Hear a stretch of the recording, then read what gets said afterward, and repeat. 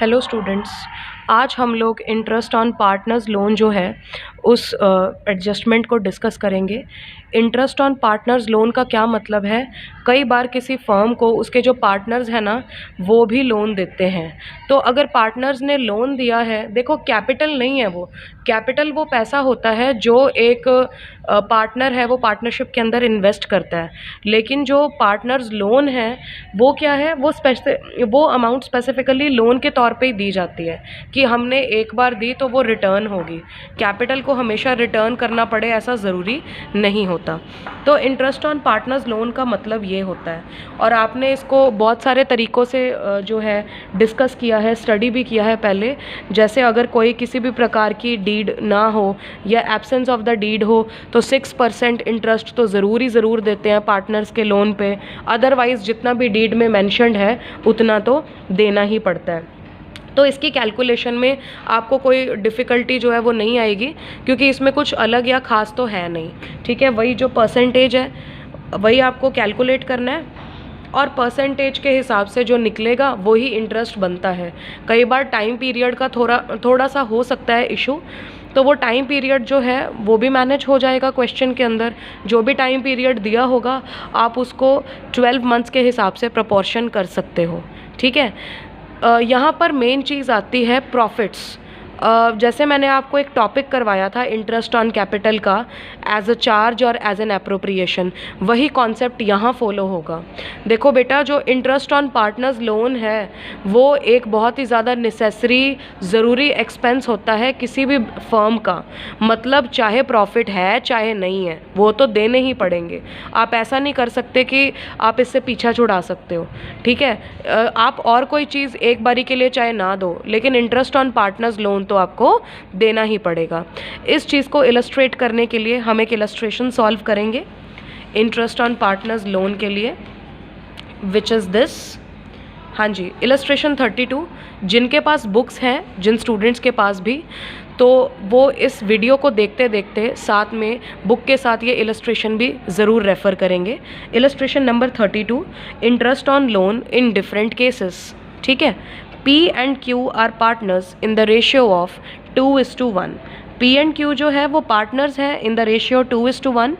On 1 April 2016 they gave a loan of 1,80,000 to the firm.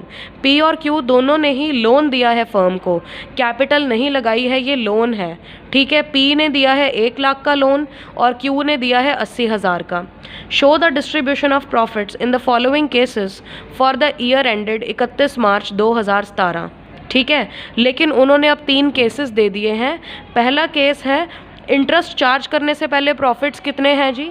13,800। फिर profit कम हो जाता है 9,000। फिर लॉस है बिफोर इंटरेस्ट, केस सी के अंदर 1,200। तो हम तीनों केसेस में ही देखेंगे किस प्रकार से क्वेश्चन जो है उसको सॉल्व किया जा रहा है। हाँ जी, थोड़ा ध्यान से देखेंगे बेटा। Profit and loss account for the year ending 31 मार्च 2017। अब बहुत बच्चों का क्वेश्चन आ रहा होगा कि यहाँ पे profit and loss appropriation account क्यों नहीं लिखा। मैं आपको पहले भी ये बात बोल चुकी हूँ कि जो इंटरेस्ट ऑन लोन है वो एक नेसेसरी पेमेंट होती है, कंपल्सरी एक्सपेंडिचर होता है। ठीक है, तो जो कंपल्सरी एक्सपेंडिचर होता है फर्म का, उसको हम प्रॉफिट एंड लॉस अकाउंट में ही चार्ज करते हैं, एप्रोप्रिएशन में नहीं डालते। एप्रोप्रिएशन में वही खर्चे आते हैं जो प्रॉफिट में से सिर्फ एप्रोप्रिएट किए जाते हैं या डिस्ट्रीब्यूट किए जाते हैं। ठीक है, वो बिजनेस के ज़रूरी खर्चे नहीं हैं। अगर प्रॉफिट नहीं है तो उन्हें छोड़ा भी जा सकता है, लेकिन प्रॉफिट एंड लॉस अकाउंट में वो सारे खर्चे आएंगे जो बिजनेस के लिए किसी ना किसी तरीके से ज़रूरी होते हैं। हाँ जी, तो यहाँ पे हम देखेंगे प्रॉफिट एंड लॉस अकाउंट में क्रेडिट साइड पे बाय प्रॉफिट बिफोर इंटरेस्ट, ये केस नंबर ए है। तो 13,800 प्रॉफिट था। ठीक है, to interest on loan at the rate 6%। देखो, आपने जब क्वेश्चन पढ़ा था तो आपने ये ध्यान दिया होगा कि आपको किसी भी प्रकार का इंटरेस्ट ऑन लोन बताया नहीं गया कि इंटरेस्ट है कितना, लोन किस तारीख को लिया गया था। तो इस केस में देखो, लोन जो है वो पूरे साल को ही लिया गया है। तो आप इसको मतलब सिंपली परसेंटेज फॉर्म से कैलकुलेट कर लोगे, ठीक है। दूसरा, जब कुछ भी नहीं लिखा होता तब जो इंटरेस्ट है वो 6% दिया जाता है। तो to interest on loan, P के लिए 1 लाख का 6%, 6,000, और क्यू के लिए 80,000 का 6%, 4800, यानी कि टोटल 10,000 जो 800 है वो इंटरेस्ट ऑन लोन में चला गया। अब है to profit transfer to capital account. बेटा 13,800 में से 10,800 माइनस कर दो, 3,000 रुपये बचे हैं। अब यही जो रुपया है वो क्या होगा, ट्रांसफ़र होगा कैपिटल अकाउंट के अंदर। पार्टनर्स को इतना ही प्रॉफिट मिलेगा, पार्टनर्स को पूरा का पूरा 13,800 नहीं मिलेगा। ऑल राइट, समझ में आ रहा है? बस यही चीज़ यहाँ पर मेंशन की गई है और ये डिस्ट्रीब्यूशन दिखा दी गई है। मुझे नहीं लगता इस केस में कुछ भी डिफ़िकल्ट है। आई होप आपको समझ आया होगा। देन केस बी क्या कहता है, यहाँ पर आप देख रहे हैं again bye profit before interest 9,000। अब देखिए जो प्रॉफिट है वो 9,000 है, इंटरेस्ट तो देखो सेम ही रहेगा, इंटरेस्ट तो चेंज नहीं होने वाला। लोन से पहले जो प्रॉफिट था वो 9,000 है और इंटरेस्ट तो लोन पे वही रहेगा। लेकिन अब आप देख रहे हो प्रॉफिट कम था और लोन ज़्यादा है, इंटरेस्ट ऑन लोन ज़्यादा है। लेकिन चाहे जो मर्ज़ी हो, इंटरेस्ट तो देना ही देना पड़ेगा। तो ये इंटरेस्ट है, ठीक है। और ये प्रॉफिट बिफोर इंटरेस्ट माइनस करेंगे तो आप ये देख रहे हैं कि हमें सीधा 1800 का लॉस हो रहा है। तो इस लॉस का भुगतान भी कौन करेगा, पार्टनर्स ही करेंगे, but in the ratio of profit. जो उनका प्रॉफिट शेयरिंग रेशियो है ना, अब उसी में ही उनका लॉस भी शेयर होगा, ठीक है। तो इस केस के अंदर हमने क्या देखा, चाहे प्रॉफिट कम भी था लेकिन इंटरेस्ट ऑन लोन तो पूरा देना ही पड़ेगा। अब तीसरा केस भी देख लेते हैं। देखिए बेटा, तीसरे केस में अब तो बिल्कुल ही जो है प्रॉफिट है ही नहीं, लॉस है। तो लॉस को हमेशा सबसे पहले लेफ्ट हैंड साइड पे लिखते हैं। To loss before interest 1200, to interest on loan 10,800, ठीक है जी। अब इसको आप टोटल करोगे तो टोटल 12,000 का लॉस आ रहा है फर्म के ऊपर। तो अब इस लॉस को चुकाएगा कौन, फर्म ही तो चुकाएगी, यानी कि फर्म के पार्टनर्स ही तो चुकाएंगे। तो बस अब उनके जो लॉस शेयरिंग रेशियो है, यानी कि जो फर्म के पार्टनर्स का प्रॉफिट शेयरिंग रेशियो है उसी में ही डिवाइड कर दिया जाएगा। 8,000 और 4,000, ये लो जी, हो गया लॉस डिवाइड, ठीक है। तो ये 3 एक्सट्रीम केसेस थे जो आपने देख लिए in the form of interest on loan. भाई इस तरीके से जो इंटरेस्ट ऑन लोन है उसकी ट्रीटमेंट की जाती है पार्टनरशिप के अंदर, ठीक है जी। तो इंटरेस्ट ऑन लोन में इससे ज़्यादा और कोई कैलकुलेशन नहीं है। Now further we will move on to the next kind of adjustment. Okay students, so the next is partner salary, commission, fees etcetera. इसके अंदर आप लोग पहले भी पढ़ चुके हैं कि हर पार्टनर को सैलरी, कमीशन या फ़ीस दिया जाता है उनकी आउटस्टैंडिंग परफॉर्मेंस इन बिज़नेस के लिए। अगर कोई अपने बिज़नेस के लिए अलग से कुछ काम करता है आउट ऑफ द वे जाकर, तो सैलरी, कमीशन या फ़ीस लेना उस पार्टनर का हक है, ठीक है। लेकिन अगेन ये चार्ज नहीं है प्रॉफिट्स के, ये एप्रोप्रिएशन है प्रॉफिट्स का। यानी कि ये खर्चा कहाँ आता है, profit and loss appropriation account में। तो इसकी जो जर्नल एंट्रीज़ है वो किस तरीके से हैं, for salaries, commission etcetera payable to partners salary, commission etcetera account debit to partners capital account और टू पार्टनर्स करंट अकाउंट। देखो बेटा, कैपिटल अकाउंट में कब जाती थी, जब कैपिटल अकाउंट फ्लक्चुएटिंग बेसिस पे मेंटेन किए जा रहे हैं, और करंट अकाउंट में कब जाती थी, जब partners capital account fixed basis पे मेंटेन किए जा रहे हैं। फिर अगर आपने इसको profit and loss appropriation account में ट्रांसफ़र करना है तो profit and loss appropriation account debit to partners salary और कमीशन अकाउंट, ठीक है, इस तरीके से।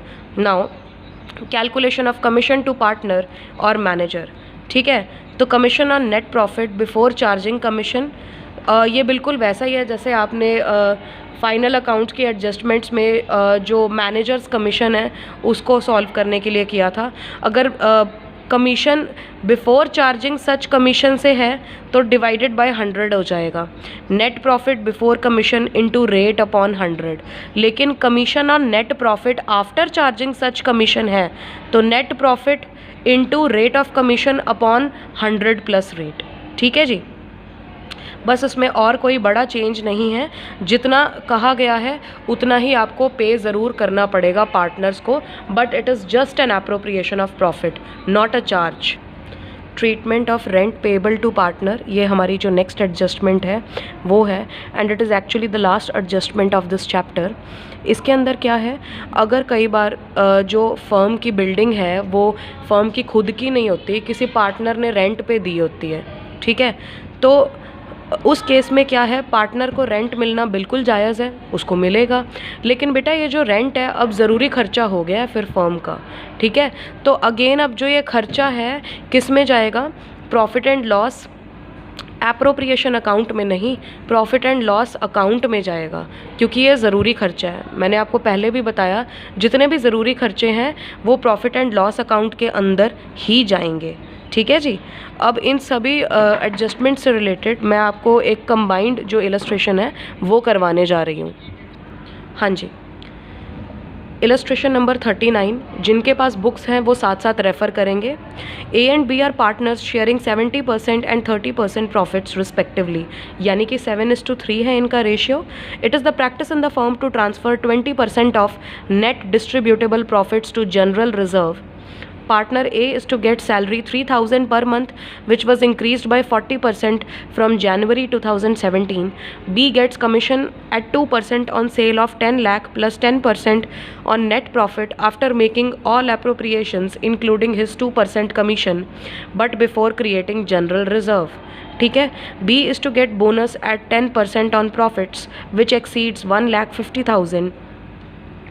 The profits for the year 31/3/17 were 4 lakh. Prepare profit and loss account. ठीक है, दोनों पार्टनर्स का जो प्रॉफिट शेयरिंग रेशियो है वो 7:3 है, और दोनों के लिए अलग अलग कंडीशंस हैं। जैसे कि आप देख रहे हैं, पार्टनर ए को 3,000 पर मंथ के हिसाब से सैलरी मिलती है, लेकिन इस सैलरी में थोड़ा सा चेंज किया गया है। जनवरी 2017 के बाद से इसे 40% बढ़ा दिया गया। बी को कमीशन दिया गया है 2% ऑन सेल्स ऑफ 10 लाख, और मतलब दिया जाता है, और उसको नेट प्रॉफिट का भी 10% जो कमीशन है वो दिया जाता है, ठीक है। लेकिन ये जो 10% वाला कमीशन है वो सारे खर्चे कैलकुलेट करने के बाद उसको दिया जाता है, जो प्रॉफिट बच जाता है उसमें से दिया जाता है, ठीक है। लेकिन जस्ट एक खर्चा नहीं निकला होता उसमें से, वो है जनरल रिजर्व, ठीक है। और बी को 1.5 लाख से ऊपर अगर प्रॉफिट्स होते हैं तो उसका भी बोनस मिलता है 10% के हिसाब से। तो अब इसमें कैलकुलेशंस कैसे होगी, वो उसके लिए आपको पहले एक वर्किंग नोट देखना पड़ेगा, ठीक है जी। ए की सैलरी देखो जी, सबसे पहले आप अप्रैल से लेकर दिसंबर तक की ही करोगे 3,000 के रेट पे, क्योंकि आपको मैंने अभी बताया जनवरी में इंक्रीज़ हुई थी। तो बेटा अप्रैल टू दिसंबर तो उसकी रहती है 27,000, लेकिन जनवरी से मार्च में 3,000 प्लस उसका 40% करके फिर आप इंटू 3 करोगे, क्योंकि देखो जनवरी के बाद तो बढ़ जाती है ना उसकी सैलरी। तो ये 12,600 हो गए, 39,600। बी का जो बोनस, तो ये ए की सैलरी कैलकुलेट हो गई। बी का बोनस उन्होंने बोला है कि अगर कोई प्रॉफिट्स होते हैं जो 1.5 लाख से ऊपर हैं, ठीक है, तो उसका इनको जो बोनस है वो दिया जाएगा। मैं आपको ये चीज़ एक बार दोबारा शो करना चाहती हूँ। क्वेश्चन के अंदर बताया गया है कि 31/3/17 को प्रॉफिट थे 4 लाख, यानी कि ये प्रॉफिट 1.5 लाख से तो ऊपर ही है। अब जो हिस्सा ऊपर है उस पे इसको विदाउट एनी डाउट जो है वो इंटरेस्ट तो मिलेगा ही मिलेगा। तो हम यहाँ वर्किंग नोट में देख लेते हैं कितना जो है इसको बोनस या जो इंटरेस्ट है, जो भी हम बोल रहे हैं, वो मिलेगा। हाँ जी, तो बोनस आप देख रहे हैं 4 लाख माइनस 1,50,000, यही वो एक्स्ट्रा अमाउंट है, ठीक है। उसका हम 10% कर देंगे और यही बोनस है उसको मिलेगा, ठीक है। So this turns out to be 25,000। तो ये बोनस जो है उसको बी को दिया जाएगा। देन बी का कमीशन, हाँ जी, बी का कमीशन भी देख लेते हैं कितना मिलेगा उसको। देखो बेटा 10 लाख पे 2% मिलना ही मिलना है, 10 लाख की सेल है तो वो तो मिलेगा ही, प्लस वो कहते हैं 10% और मिलेगा। लेकिन कौन कौन से प्रॉफिट में से, ये वो प्रॉफिट है जिसमें से इस फर्म के सारे खर्चे निकल चुके हैं। इनफैक्ट जो इसको अभी 2% कमीशन मिला है ना, वो भी निकल चुका है, बस खाली जनरल रिजर्व नहीं निकला, बाकी सारे खर्चे जा चुके हैं। तो 4 लाख माइनस 39,600 माइनस 25,000 माइनस 20,000। ठीक है, तो ये सब माइनस करके जो अमाउंट आएगा उसका 10% करके जो आंसर आता है वो है 31,540। ठीक है, तो ये भी बी को मिलेगा। तो बी का कमीशन इन दोनों को प्लस करके जो अमाउंट आ रही है 51,540, ये है टोटल बी का कमीशन। फिर जनरल रिजर्व क्या है बेटा, सारे खर्चे निकालने के बाद जो प्रॉफिट बचता है उसका 20%। ठीक है जी। तो अब जो जो चीज़ें हम वर्किंग नोट में स्टडी करके आए थे, निकाल कर हमने उसको अच्छे से कैलकुलेट किया था, बस अब उन चीज़ों को हमें in place profit and loss appropriation account में रखना है। ठीक है, तो बाय प्रॉफिट या ब्रॉड डाउन या by profit and loss account 4 lakh.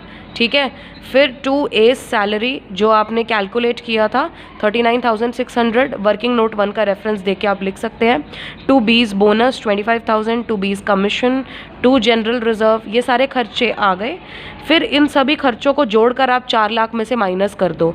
ठीक है, तो आपका जो भी प्रॉफिट बचता है, ठीक है बेटा, वो जो प्रॉफिट है पार्टनर्स को उनके profit sharing ratio that is 7:3 में दे दिया जाएगा।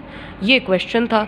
तो आपने इस क्वेश्चन में एक चीज़ नोटिस किया कि बेसिक क्वेश्चन में कहीं कोई गड़बड़ नहीं है, बस ये जो एडजस्टमेंट्स हैं इन्हें केयरफुली करना बहुत ज़रूरी है। और यही जो चैप्टर का थीम था वो ये सारी एडजस्टमेंट्स ही थी जो आपको इस चैप्टर के अंदर अच्छे से समझनी थी। ठीक है जी। एक छोटी सी एडजस्टमेंट है स्टूडेंट्स जिसका मैं आपके साथ एक डिस्कशन करना चाहती हूँ। हालांकि ये एडजस्टमेंट इतनी इम्पॉर्टेंट नहीं है एंड बहुत रेयर चांसेस रहे हैं अब तक कि इस पर्टिकुलर एडजस्टमेंट से कोई रिलेटेड क्वेश्चंस आए हों या किसी बिग क्वेश्चन के अंदर भी इसका इंक्लूजन हो, but still we can't leave anything to chance. तो हम distribution of profit in capital ratio ये वाली एडजस्टमेंट ज़रूर करेंगे। बेटा इसका क्या मतलब है, जनरली आपने जब भी मैं आपको क्वेश्चंस करवाती हूँ हमेशा एक बात सुनी होगी कि A and B are partners in a firm with 2:1 ratio. अभी पिछले क्वेश्चन में था 7:3 रेशियो। तो आप देख रहे हो प्रॉफिट शेयरिंग रेशियो हर पार्टनर का दिया होता है, और अगर एब्सेंस भी है डीड की या डीड में कुछ लिखित रूप में नहीं है तो 1:1 में होगा। तो अब आप सोच रहे होगे कि distribution of profit in capital ratio क्यों, ऐसी जो प्रॉब्लम है या जो ऐसी सिचुएशन है वो कब आती है किसी भी फर्म के अंदर। तो बेटा ये तब होता है जब प्रॉफिट्स और लॉसेस हैं वो हमें कैपिटल रेशियो में इसलिए डिस्ट्रीब्यूट करने पड़ जाते हैं क्योंकि या तो फर्म का कोई डिसाइडेड रेशियो नहीं है, या फिर बेटा जो कैपिटल है उसके अंदर जो लगातार है वो चेंजेस आ रहे हैं। ठीक है, देखो अगर कैपिटल फिक्स्ड बेस पे डिसाइडेड है, मान लो अगर किसी पार्टनरशिप डीड के अंदर ऐसा लिख दिया जाता है कि आपको कैपिटल बेसिस पे ही या कैपिटल रेशियो के अंदर ही प्रॉफिट्स शेयर करने हैं, तो उसके आगे भी एक प्रॉब्लम आ जाती है कि अगर किसी की फिक्स्ड है या किसी की फ्लक्चुएटिंग कैपिटल्स हैं तो किस तरीके से शेयर करेंगे। देखो फिक्स्ड कैपिटल में तो कोई प्रॉब्लम ही नहीं है, फिक्स्ड तो कैपिटल तो फिक्स्ड ही रहेगी, तो जो भी कैपिटल रेशियो बनता है प्रॉपर आप उसमें डिस्ट्रीब्यूट करो। लेकिन फ्लक्चुएटिंग में थोड़ी सी दिक्कत आ जाएगी। तो फ्लक्चुएटिंग के लिए आपको क्या करना है, आपको फ्लक्चुएटिंग कैपिटल अकाउंट्स जो लास्ट में मेंटेन होंगे, मतलब at the end of the year जो बैलेंस आएगा उसको कंसीडर करना है फॉर शेयरिंग या for deciding the profit sharing ratio. ठीक है, बात समझ में आ रही है मेरी। इस पर्टिकुलर टेबल के अंदर भी लिखा हुआ है कि जब कैपिटल अकाउंट्स फिक्स्ड है फिर तो रेशियो आराम से निकल आएगा फिक्स्ड कैपिटल्स का, लेकिन जब कैपिटल अकाउंट्स फ्लक्चुएटिंग है तो capital ratio with reference to time ही डिसाइड हो पाएगा। क्योंकि देखो जब आपके पास कैपिटल ही फ्लक्चुएट कर रही है, एक डेफिनेट अमाउंट ऑफ आंसर है ही नहीं, तो आप रेशियो कहाँ से बना लोगे, है कि नहीं। तो जब कुछ समय बाद जब आपकी कैपिटल स्टेबल हो जाएगी, जैसे कि at the end of the year, तो उस समय आप कैपिटल रेशियो डिसाइड कर पाएंगे और वो ही रेशियो आपका प्रॉफिट शेयरिंग रेशियो बन जाएगा। ठीक है, इससे कंसर्न जो इलस्ट्रेशंस हैं वो आपको कोई इंडिविजुअल बेसिस पे नहीं मिल जाएगी, अलग क्वेश्चंस नहीं है इसके। देखो क्वेश्चंस के अंदर कॉम्बिनेशन में ही दिया गया है। ठीक है, आप ये खुद स्टडी कर सकते हैं और जो भी आपके कंसर्न डाउट्स हैं वो मुझसे पूछ सकते हैं। सो from today on and from my side this chapter is over। इस चैप्टर से रिलेटेड जितने भी आगे फर्दर क्वेश्चंस हैं वो आप कर सकते हैं और डाउट्स पूछ सकते हैं स्टूडेंट्स। Thank you.